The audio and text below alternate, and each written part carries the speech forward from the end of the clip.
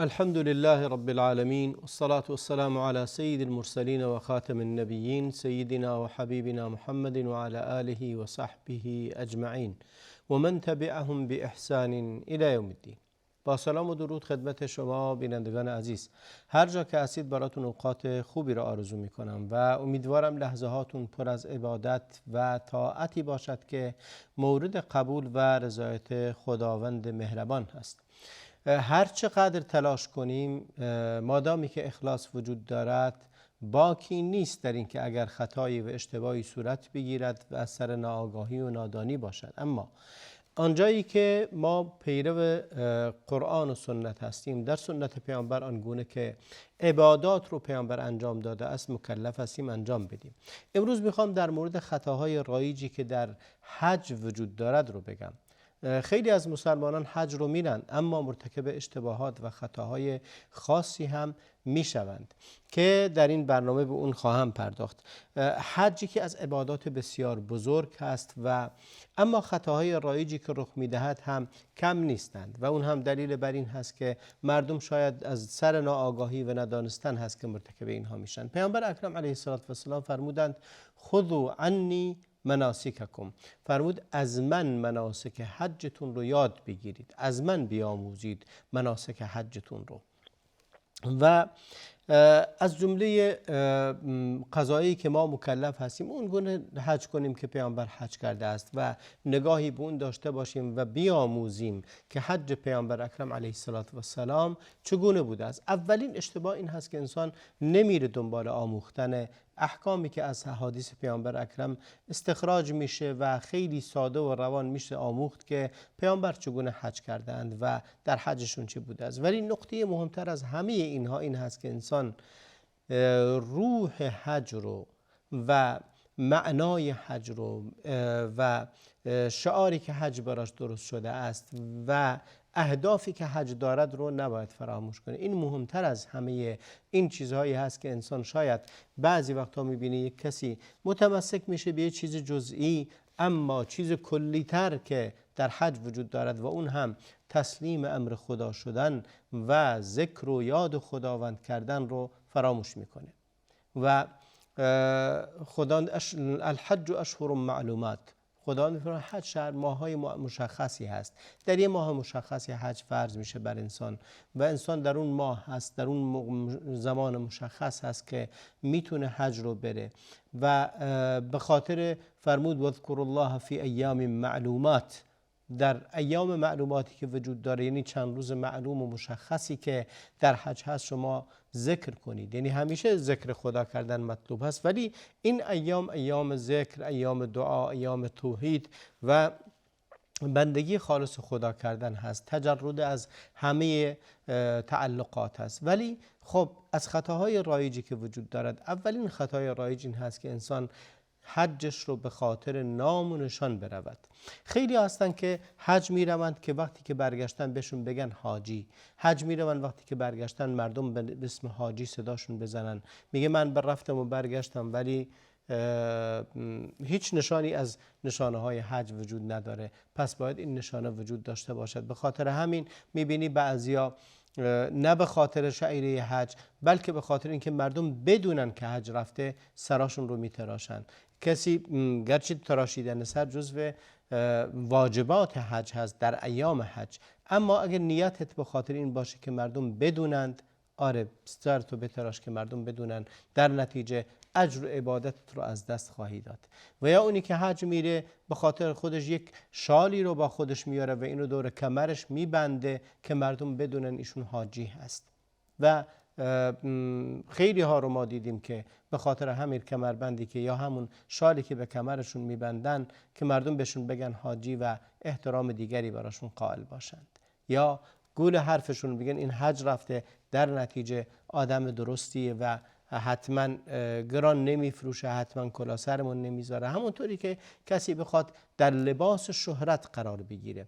لباس شهرت یکی از قضایای بسیار خطرناکی است که اگه انسان عبادتش تبدیل به شهرت شد، خودش یعنی برنامه ریزی کرد که شهرتی رو کسب کنه در ورای این عبادات، این وبال گردنش خواهد شد روز قیامت. خداوند بهش میده عبادت کردی به خاطر اینکه مردم بهت بگن عابد و زاهد و خدا ترس است و مردم گفتن دیگه پیش من اجری نداری.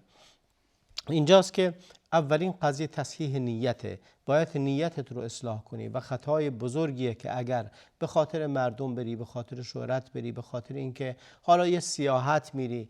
خیلی هستن که میگه خب من میرم حج به خاطر اینکه اسمم در اومده یا جایزه‌ای بهم دادن حج، میرم اونجا یه تفریح میکنم، اونجا رو میبینم. خب به عنوان یه سیاحت و دیدن اماکنی داره حج میکنه. این حج نیست اگر انسان نیتش ابتداءً خالص لله و هدف اصلی ادای فریضه حج نباشه، یا اونی که حج کرده به عنوان سنت میخواد دوباره بره، اگر هدف اصلی این نباشه که اجری رو کسب کنه وبال گردنش خواهد بود و روز قیامت به خاطر همین کارش هم معاقب خواهد شد. میگه تو برای خدا حج نکردی. پس نقطه اولی که ما باید بدونیم این هست که نیت هامون رو به خاطر خداوند تصحیح کنیم و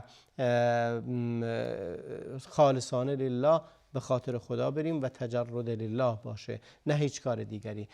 و وقتی این گونه بود هدف اصلیمون که ذکر خداوند هست رو مشغول به چیز دیگه ای نمیشیم. یاد بگیریم که یک، ذکر خدا کردن، دو، آزار و اذیت رو از مردم دور کردن. به مردم آزار نرسونید که حجتون باطل نشه و نیت هم درست باشه. این یک نقطه. خطای دومی که وجود داره اینه که خیلی ها فکر میکنن واجبات رو به جای فرائض میگیرن، فرائض رو جاشو با سنت ها، یعنی نمیدونن کدوم ها باید فرض، کدوم ها سنته و این هم نیاز به آموزش داره. ندانستن احکام حج یکی از اشتباهات بزرگیه که کسی مرتکب میشه. و دوما همراه کاروانی بروید که انسانهای صالحی درش وجود داره. کاروانی رو انتخاب کنید، یا اگه میتونید کاروان رو انتخاب کنید، با کاروانی برید که همراهان شما انسانهای صالح و انسانهایی باشند که از همنشینی با اونها بهره‌مند بشید و باعث نشن که شما یا احکام حج رو اشتباه کنید و دچار تشتت ذهنی بشید، یا اینکه افرادی باشند که همراهی نمی کنن با شما. همراه کاروان خوب بودن خیلی به ما کمک میکنه و باعث میشه که هم در اونجا آسایش بیشتری داشته باشیم، هم کسانی هستن که همیشه خدا را به یاد ما میندازن و به ما کمک میکنن که بیشتر خدا پرستی کنیم، بیشتر طاعت کنیم، بیشتر عبادت کنیم تا هر کار دیگری. و هر لحظه نشستن با اونها یا ذکر هست، یا تذکر به آخرت هست، یا تذکر به اعمال خودمون هست، یا مسئله توبه هست. هر لحظه یک چیز خوبی رو به یادآوری شما میارن و شما رو یاد میدهند، یادآوری میکنند و باعث میشه که لحظه هاتون پر از خیر و برکت بشه. اما اگه با کسانی رفتید که هم و غمشون، شکمشون، دنیاشون، آسایش خودشون هست، در نتیجه حرص و آز و طمعی رو در شما ایجاد میکنند که به جای اینکه مشغول عبادت باشی، بدوی به دنبال اینکه غذا تهیه کنی، بدوی به دنبال اینکه حرص بدی هر جایی که یه چیزی مجانی توزیع میکنن اون رو به دست بیاری، حرص بزنی که بری خرید کنی، حرص بزنی. تمام هم و غم تو خودت، شکمت و بقیه مسائلت هست که باز هم تبدیل میشه به اینکه آزار به دیگران میرسونی، حرف بد از دهنت خارج میشه و این گونه از حجت ارزش رو از دست میده. پس اختیار رفقه صالحه یا کاروان خیلی خوبی که انسانهای صالح و با تقوا و عالم همراهشون هست خیلی بسیار به شما کمک میکنند و شما را از اینکه مرتکب گناه و معصیت هم بشید دور میکنند. این به خوبی کمک بسیار اساسی است. نقطه دومی که وجود داره اینه که یکی از خطاهای دیگری که خطای رایجی هست و خیلی ها مرتکب اون میشند این هست که فکر میکنند که حالا این در مذاهب غیر از مذاهب اهل سنت وجود داره که زنان رو همه رو به محرمیت یک کسی در میارن که بدون محرم نرن و این باطل و غلطه. من این توصیه‌ام به اونهایی است که این کارو میکنن، این کارو نکنید. نیازی به این مسئله وجود نداره. اگه داشتید محرم همراه خودتون میبرید، اگر نداشتید حج بر شما واجب نیست. اگر زن اگر جوان باشه و باعث بشه که مورد طمع دیگران قرار بگیره، در تعرض این قرار بگیره که دیگران بهش چشم داشته باشن، مادامی که محرمی که نگهبان و حافظ اون باشه همراهش نیست، به نظر بنده نباید بره حج، مادامی که محرمشون نداره. ولی اگر سنی از اون گذشته و محل این نیست که کسی درش طمع بکنه و به اضافه این یک کاروانی که رفقه مأمونه در فقه به اون گفته میشه، یعنی گروهی که میتونن براش امنیت ایجاد کنن، کاروانی که همراه اونها بودن باعث میشه که ایشون رو حفظ کنه از اینکه کسی طمع کنه، کسی نگاه کنه، کسی چشم بدی به ایشون داشته باشه، یا اینکه اگر جایی این خانم نیاز به کمک داشت، حالا یا نیاز به کمک جسمی یا نیاز به کمک مالی یا نیاز به کمک راهنمایی داشته باشه، کسانی باشند که اینها رو براش تأمین کنند بدون اینکه در معرض طمع یا در معرض چشم داشت دیگران قرار بگیره. اگر این شرایط براش فراهم بود، اشکال نداره محرم همراهش نباشه. این کاروانی که امنیت رو براش ایجاد میکنه و هم امنیت جانی، هم امنیت مالی، هم امنیت اخلاقی و دینی و آبرو و ارزش رو حفظ میکنه، در این صورت این رفقه مؤمنه کافیه. و اون کاری که اون گروه ها و فرقه های دیگری که انجام میدند و همه رو به عقد مردی در میارن اجنبی، به شکل به قول خودشون یه عقد سوری که محرمیت ایجاد کنه، و این باطله و نیاز به این کار اصلا نیست و نباید این کار رو بکنید. خود اون عقد باطله، چون این خانم یا در عقد مرد دیگه‌ای هست یا نیست. اگه در عقد مرد دیگه‌ای هست، دیگر به عقد دیگری در آوردن هیچ معنی نداره، مگه اینکه از همسر اولش طلاق بگیره بیاد به عقد اینکی در بیاد، که همه اینها اساسا غلطه و نباید این کار رو بکنید.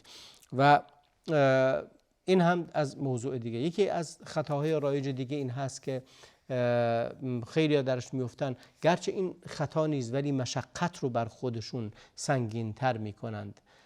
اصل انعقاد نیت باید از میقات باشه. میقات یعنی جایی که در اونجا نیت حج رو میکنند. از خونه خودت که میای، اشکال نداره لباس احرام رو، برای مردم میگم، لباس احرام رو بپوشید و غسل کنید، لباس احرام رو بپوشید، سوار هواپیما میشید، ولی نیت رو باید هنگامی بکنید که به میقات میرسید. یعنی در میقات که رسیدید، داخل هواپیما برای شما اعلام میکنند که الان به میقات رسیدید. در اونجا هست که شما هم نیت کنید. قبل از اون نیت نکنید، فقط کافی لباس احرام رو بپوشید. اونجا که رسیدید نیت میکنید. تا قبل از اینکه به میقات برسید، گرچه لباس احرام پوشیدید، گرچه آماده هستید، ولی هنوز چیزی از اون ممنوعاتی که در حج ممنوعه بر شما ممنوع نیست. هنوزم میتونی موهاتو کوتاه کنی، میتونی ناخنتو بچینی، میتونی مواد خوشبو استفاده بکنی تا زمانی، یا میتونی لباس بپوشی روی احرامت میتونی لباس بپوشی، میتونی کلاه بپوشی. ولی وقتی که به میقات رسیدی، باید حتما لباسهای دوخته رو باید برداری، کلاه اگه سرت است برداری. اگر از اون لحظه به بعد چیدن ناخن، گرفتن مو، معاشرت جنسی و همه متعلقات اون ممنوع میشه بر شما. و از لحظه‌ای که به میقات میرسید دیگه این لباسا رو برمیداری و اونجاست تو هواپیما اعلام که کرد نیت میکنی. مثلا بهت میگه نیم ساعت دیگه به میقات میرسیم، نیم ساعت بمونده به میقات یا 10 دقیقه دیگه یا ربع دیگه، شما میرید لباسایی رو که پوشیدی در میاری و با همون لباس احرام میشینی تا به میقات میرسید. در اونجا که رسیدید نیت میکنی و بعد از اون دیگه تمام محظورات و ممنوعاتی که در حج وجود داره دیگه استارت میخوره و بر شما ممنوع میشه. این خطا هست اگر از خونه خودت یعنی اون انعقاد نیت کنی. حج هم از جمله عباداتی است که نیت اون به زبان هم هست. نیت در قلب یعنی قصد خانه خدا کردن که این از ابتدا وجود داره. امکان داره شما چند ماه قبل این قصد رو بکنی، این نیت رو بکنی، ولی زمانی که به میقات میرسی با زبان باید بگی، خودت بشنوی لبیک اللهم حجتا یا لبیک اللهم عمره. هر کدومشو نیت کردی بسته به نوع حجی که انتخاب میکنی، یا افراد یا قران. این مهم است که در میقات اتفاق بیفته، نه قبل از اون یا نه بعد از اون. اگه کسی فراموش کرد یا رد شد نگفت، یکی از اشتباهات این هست، یا باید برگرده به میقات یا باید یک قربانی بده به خاطر این خطایی که مرتکب شده. لذا مواظب باشید این خطا رو مرتکب نشید که فکر کنید که دیگه چیزی بر شما نیست. نقطه دومی که وجود داره کوتاهی کردن یا بی‌توجهی و یعنی لامبالات بودن نسبت به ممنوعاتی که در حج هست. چیزایی ممنوعه بر شما، خیلی اصلا توجهی به این نمی کنند و مثلا زن و شوهری که با هم هستند، مسئله بوسیدن، بغل کردن، همه متعلقات در زمانی که در احرام هستید ممنوعه. ولی اینکه دست همسرتو بگیری به خاطر اینکه گم نشه، مادامی که از لحاظ جنسی مشکلی برات ایجاد نمیکنه، تحریک جنسی نمیشه، اشکال نداره دستشو بگیری و به خاطر اینکه از هم جدا نشید و گم نشید و یا قضایی از این مسائل. ولی اگر بعد جنسی داره و از لحاظ جنسی برای تو محرکه، نباید این کارو بکنی، نباید خودتو به ایشون بچسبونی و از لحاظ جنسی لذت جنسی داشته باشد. خداوند در قرآن کریم فرمود ولا رفث ولا فسوق ولا جدال فی الحج. رفث یعنی رفع سه نقطه بهش میگه. این کلمه یعنی هر چی که متعلق به قضایای جنسی هست، چه حرف زدنش، چه لمس کردن، چه بوسیدن، چه بغل کردن، چه خود معاشرت جنسی، همه اینها ممنوع در حج. و اونایی که با همسرشون میرن باید مواظب باشن، یا اونایی که با همسرشون نه میرن در اونجا خب ازدحام جمعیت هست.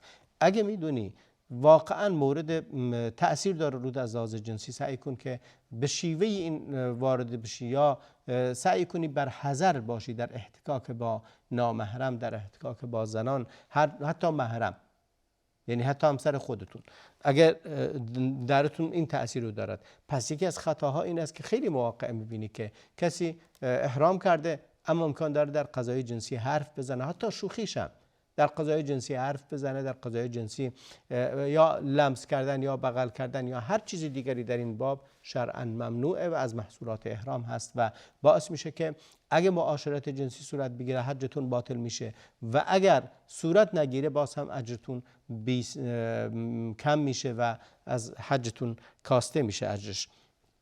پس یکی از خطاها این هست که کسی این رو کوچک بدون ممنوعات احرام رو یا تهاون و سستی کنه در توجه به این ممنوعات و محظورات. به انتهای برنامه امروز رسیدیم. تا هفته دیگه همه شما رو خدای بزرگ میسپارم و در برنامه بعدی ادامه همین موضوع رو هم خواهم گفت.